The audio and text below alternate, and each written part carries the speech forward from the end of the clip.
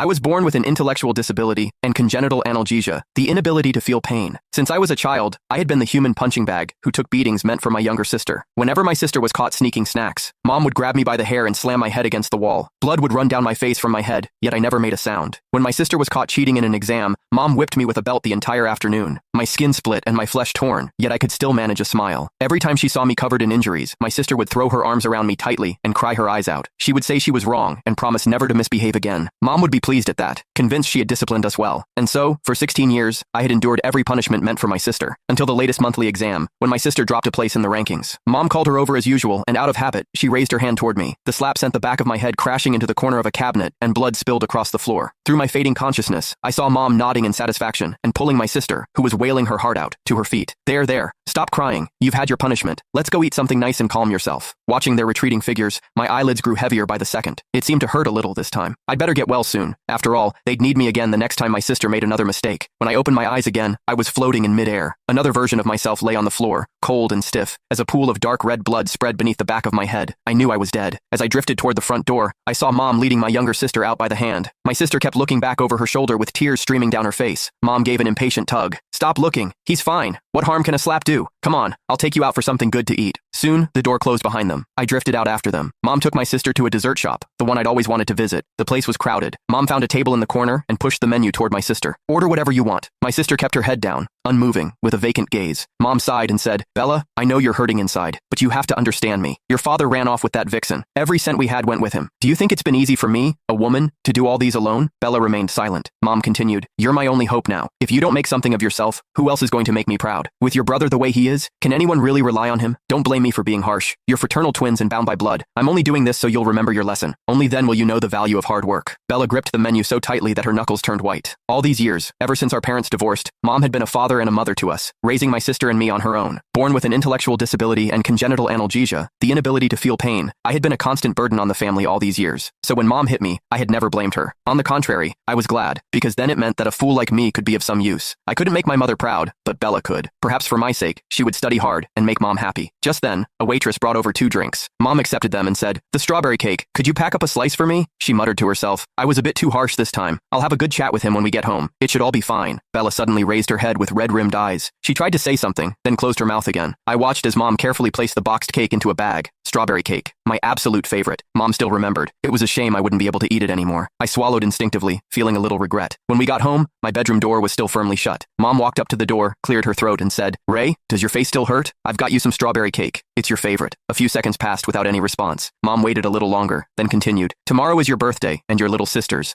I've gone a bit too far today, but you know I didn't mean it. I'll leave the cake by the door, so come out and eat. Don't be angry anymore. Seeing this, Mom sighed and bent down to place the cake box by the doorway.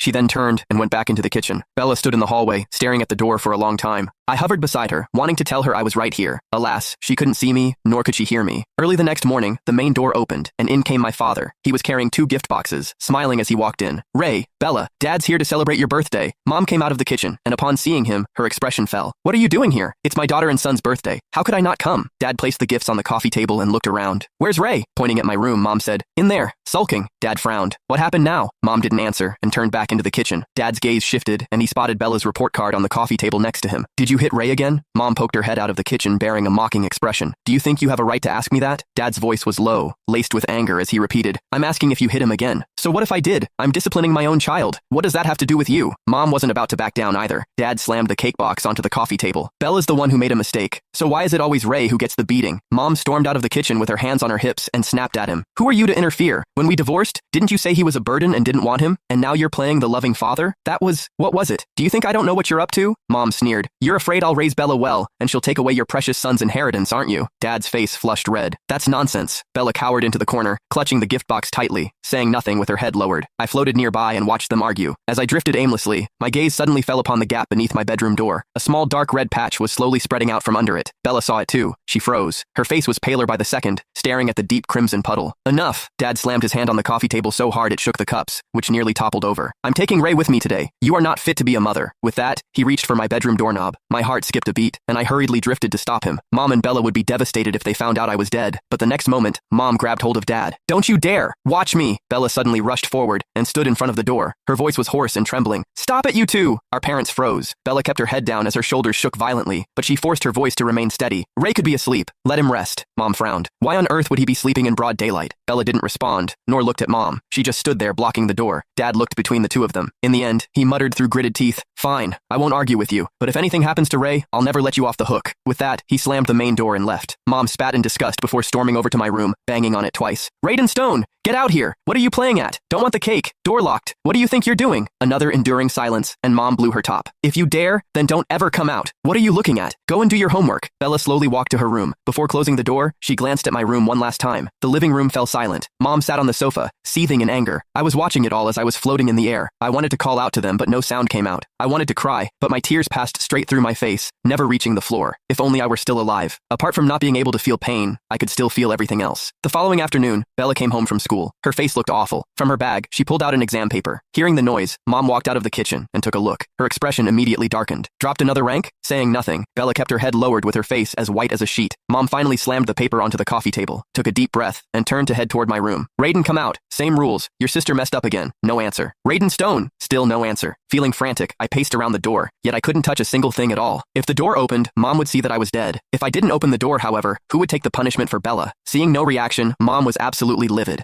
"You're getting bolder now, aren't you, Raiden? Giving me an attitude now, huh? You think that by keeping the door closed, you can avoid the beating? I'll show you a good lesson today." Fuming, Mom stepped back and was ready to kick the door down with all her might. "All right, Mom," Bella suddenly spoke. Her voice was unusually calm. "This time, I'll take the punishment myself. It has always been Ray taking the beating for me all this time." Mom froze, seemingly unable to believe her ears that these words came from my sister's mouth, from her obedient little daughter. Bella didn't look up. Mom scoffed. "Oh, so you've decided to play the hero now? Thinking you can go against me? What, you think I'm heartless? Think I'm biased?" Bella remained silent and just stubbornly stood there. That silence totally infuriated Mom. Her face darkened as she pulled a laundry rod from the balcony and beat Bella mercilessly. "Well then, today I'll show you what heartless really means." Blow after blow, Bella gritted her teeth without a sound. Blood ran down her arms and dripped onto the floor. I hovered nearby, desperate to scream, to stop it, yet my hands only passed right through her. I couldn't grasp a thing. Bella never once looked up. She stood there quietly and endured the beating. After a dozen or so strikes, Mom finally stopped. "Is that enough for you? Happy now?" Bella was still silent, though she trembled all over in pain, with not a single utterance of a cry. Having vented her anger, Mom slammed the door and left the house. Bella stood there for a long time, then slowly crouched down to pick up the rod and placed it back on the balcony. I thought she would go and get the first aid kit, but she simply walked into the kitchen and came out of it holding a fruit knife. She walked to my door and rested her hand on the knob and pushed the door open. The moment the door was ajar, an indescribable odor wafted out, something that smelled so foul, like something was rotting. I looked at myself in the corner of the room. My body was already somewhat swollen and decomposing. Bella hesitated, but went in anyway. I watched her enter, trying to call out, but no sound was produced. The room was dim as the curtains were drawn. Only the bedside lamp cast a faint glow. Standing at the doorway, she looked at my body on the floor. She then crouched down and sat beside me. "Ray." Her voice was soft. I couldn't answer her. Her head lowered, and her shoulders began to shake. "Ray, I'm sorry. I know you've always been the one taking the beating for me. I wanted to take it for you, but I was too scared. Mom's beatings hurt too much. Every time you were hit, I told myself I wouldn't repeat the same mistake, but I still couldn't place at the top of the class or get full marks. Ray, am I really useless?" I hovered beside her, shaking my head desperately. "No, you're not. Having such a brilliant sister like you makes me so happy." No matter how much I cried and shouted, however, Bella couldn't hear me. Her voice choked with tears. "Yesterday, when Mom hit you, you lay there and didn't get up. I thought you were really angry this time, until I saw the blood under the door. Ray, I killed you. I'll pay you back with my life."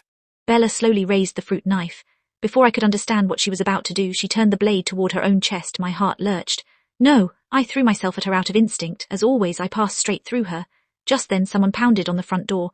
"Bella, open up." It was Dad. Bella's hand froze. Another series of frantic knocks echoed through the house.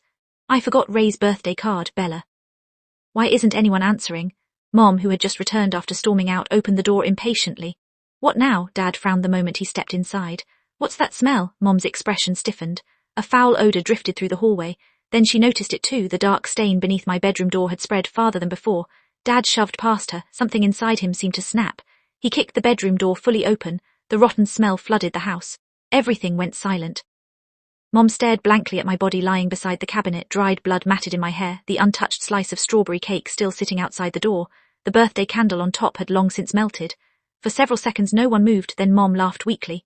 "He's pretending, isn't he?" No one answered. She stumbled toward me and shook my shoulder. "Ray." "Nothing." She shook harder. "Ray, stop fooling around." Still nothing. Her trembling fingers reached for my wrist. There was no pulse. Her face drained of every trace of color. "No." She collapsed beside me. No, no, get up. The first time in my life I saw my mother cry, not angry tears, not frustrated tears, pure terror. She cradled my cold body in her arms, screaming my name over and over until her voice broke. Bella quietly placed the fruit knife on the floor and burst into sobs. Dad stood frozen at the doorway, covering his face with one shaking hand. The ambulance arrived minutes later. The doctor examined me only briefly before pulling a white sheet over my face. Time of death, he said softly. The rest of his words faded into silence. The investigation uncovered everything. Years of hospital records, old fractures, untreated wounds, teachers who had noticed but never reported, neighbors who admitted they often heard a child being beaten. Even Bella finally found the courage to tell the truth. Every punishment meant for her had landed on me. Every scar on my body had a story. The corner of the cabinet that killed me became the final piece of evidence. Mom was charged with prolonged child abuse resulting in death. When the verdict was read, she never once argued. She simply stared at my photograph with hollow eyes and whispered, "I only wanted Bella to succeed." The judge replied quietly, "Then you should have loved both of your children." Months later, Bella visited my grave on our 17th birthday. She placed a slice of strawberry cake in front of my headstone. "I'm ranked first now," she said with a bittersweet smile. "But this time I didn't do it because I was afraid of Mom." She gently wiped the dust from my name. "I did it because you always believed I could." A warm breeze rustled through the trees. For the first time since I died, I felt strangely light. Perhaps pain had never been what I was unable to feel. It had been love that I had mistaken for pain all along. As Bella stood and walked toward the sunlight, I looked at my sister one last time. She wasn't running away anymore. She was finally living, and that was enough. With one final smile, I closed my eyes. This time I didn't wake up. The end.